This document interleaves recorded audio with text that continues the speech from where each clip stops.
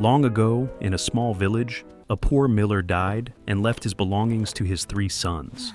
The oldest son received the mill, the second son received the donkey, and the youngest son only received a cat.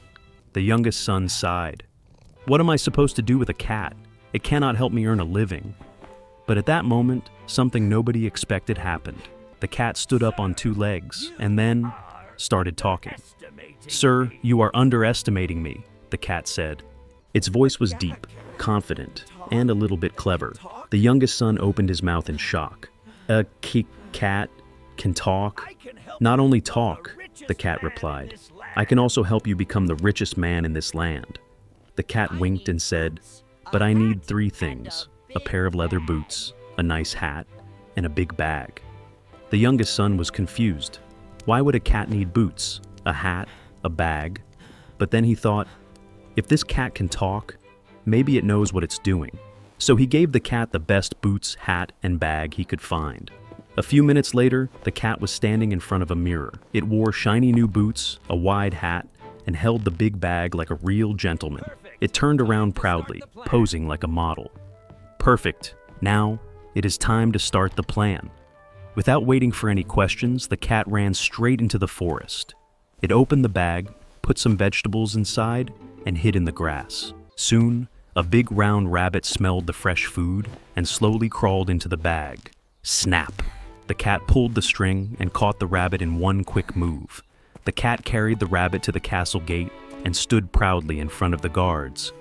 "I bring a gift for the king from Prince Carabas, my master." The guards stared at each other with wide eyes. A cat wearing boots, talking, and bringing gifts for the king?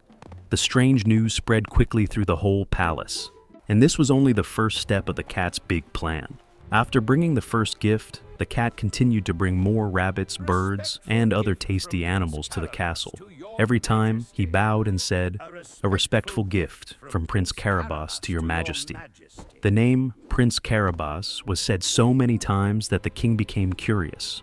One day the king wondered, "A man who gives so much must be very rich." The queen added, "If he is a real prince, he might be a good match for our daughter." The rumor spread through the whole palace. The cat knew the time had come.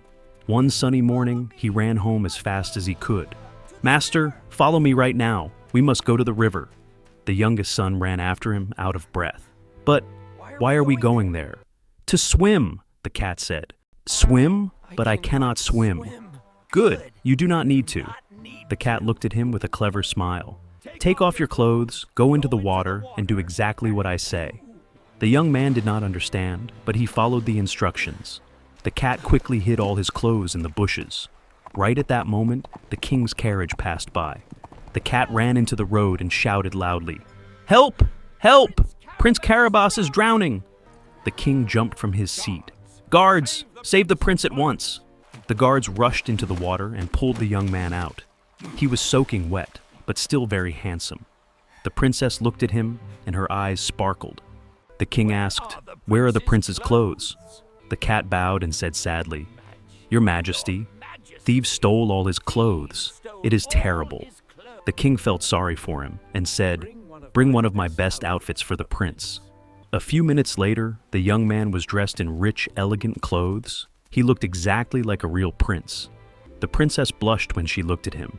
The cat whispered loudly enough for the king to hear, "My master is rich, generous, and very noble." The king believed it even more, but the cat was not finished. To make the plan perfect, he needed one more step.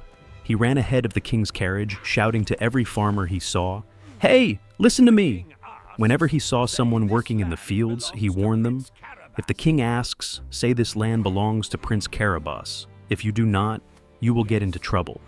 The farmers were scared and nodded quickly.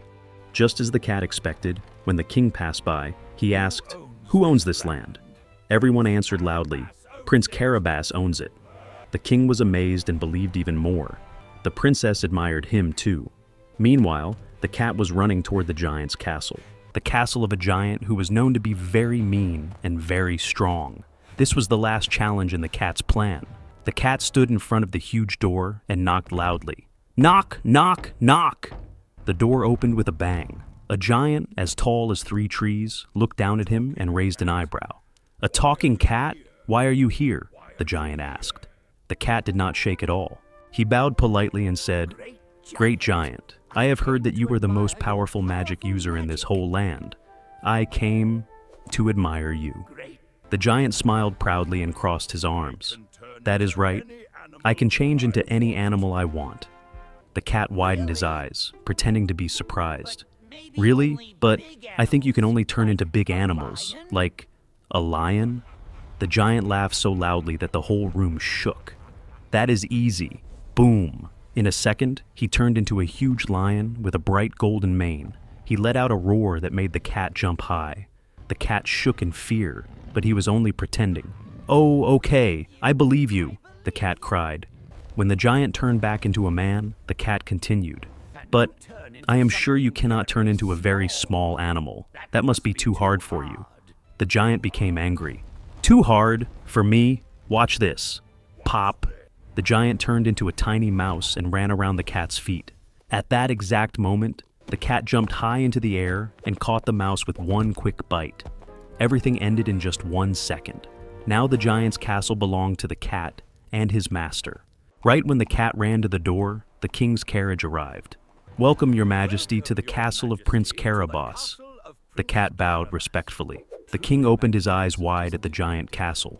The princess looked at the youngest son, handsome, kind, and now very rich.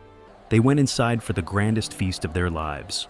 And not long after, the princess held the hand of Prince Carabas in a beautiful wedding.